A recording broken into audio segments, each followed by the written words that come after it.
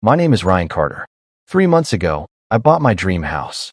A quiet street, a white porch, a place where my wife, Emma, and I could start fresh.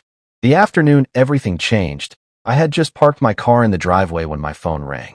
Unknown number. I answered. Hello. A rough voice spoke slowly. Is this Ryan Carter? Yes, who's this? A short silence. I'm the previous owner of your house, the man said. I frowned. Okay, what about it? He sounded nervous. I forgot to remove something before I sold the house. What thing? Another pause. A hidden camera in the living room ceiling. My heart skipped. What? I used it for security years ago, he said quickly. But I forgot it was still connected to my old cloud account. I sat completely still in the driver's seat. And today, he continued quietly, I accidentally opened the old camera feed. My throat felt dry. What did you see? His answer came slowly. Something you need to see yourself.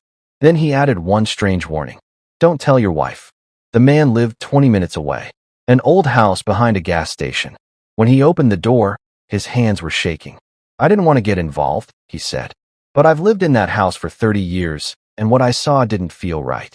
He sat me in front of a laptop. Then he pressed play. The screen showed my living room. Date, Tuesday. I had been at work that evening. Emma walked into the room. Then her sister. Then her mother. They opened a bottle of wine and started laughing. Emma sat on the couch and said something that froze my blood. I can't believe Ryan trusted me with everything. Her sister laughed. Of course he did. He's too nice. Her mother leaned forward. Just make sure he signs the final document. Emma pulled out a folder. I'm preparing the power papers now, she said calmly. Once everything transfers, the house will be ours. My chest felt tight. They weren't joking. They were planning something. And I was the target. When I got home that night, everything looked normal. Emma kissed my cheek. Her sister joked with me. Her mother offered me dessert. Like nothing had happened. Like they weren't planning to steal my life. I smiled. I laughed.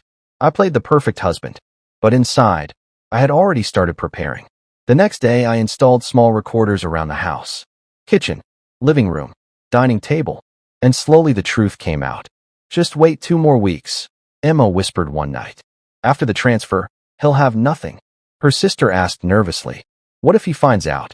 Emma laughed. He won't. That was the moment I decided something. They thought I was blind.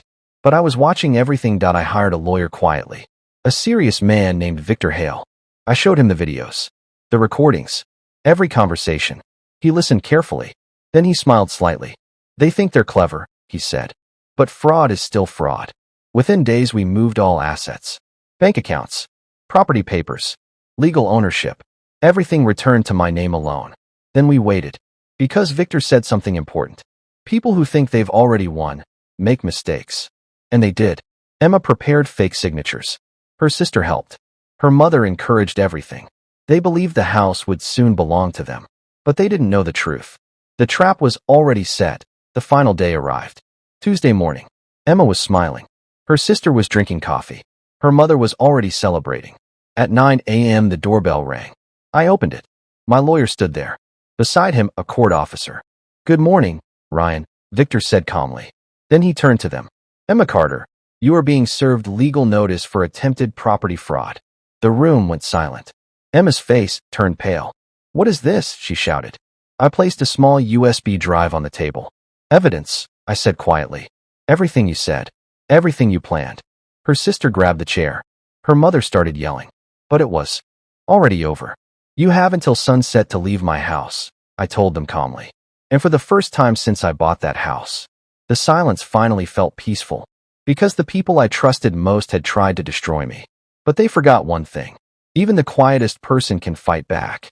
And when they do, they don't lose. The night after Claire and her family left felt strangely quiet. For the first time in weeks, the house felt like it actually belonged to me. No fake laughter. No whispered conversations behind closed doors. No hidden betrayal. Just silence. I sat alone in the living room staring at the ceiling, at the exact spot where the hidden camera had once been. That tiny device had destroyed my marriage. But it had also saved my life.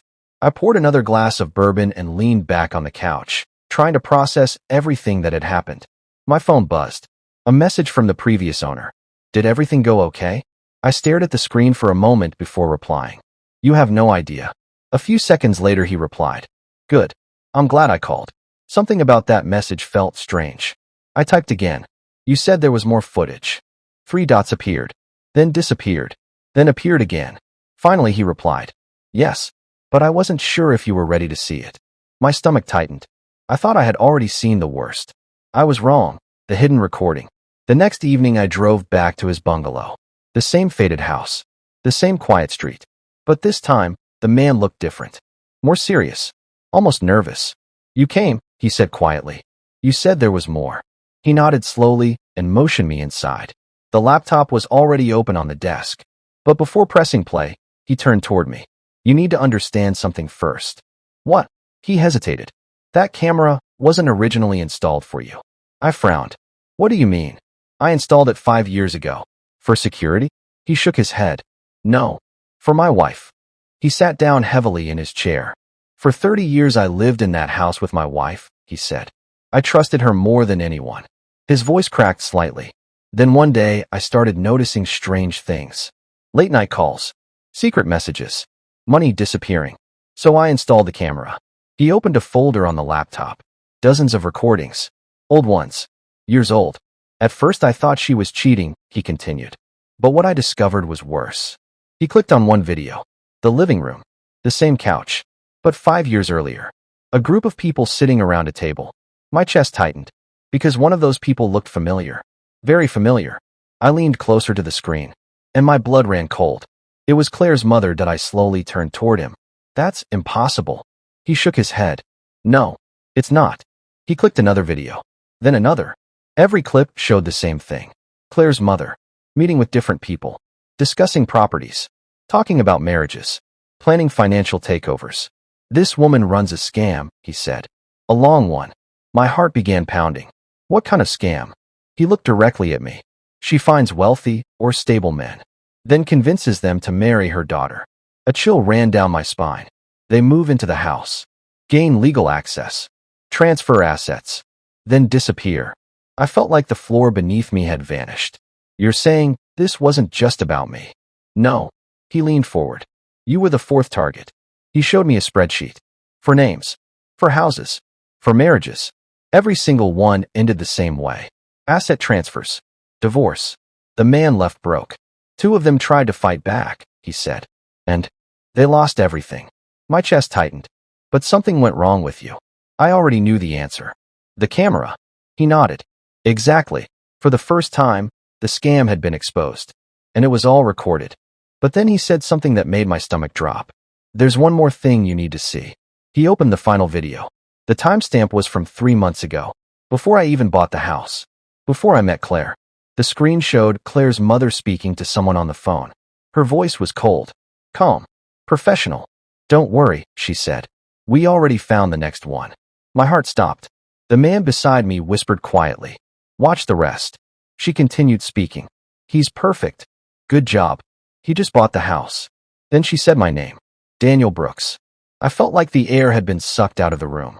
They were planning you before you even met Claire, the man said. This house was bait. I looked at him slowly. Why did you warn me? He stared at the screen for a long moment. Then said quietly. Because no one warned me. My chest tightened. What do you mean? He closed the laptop. My wife was one of them.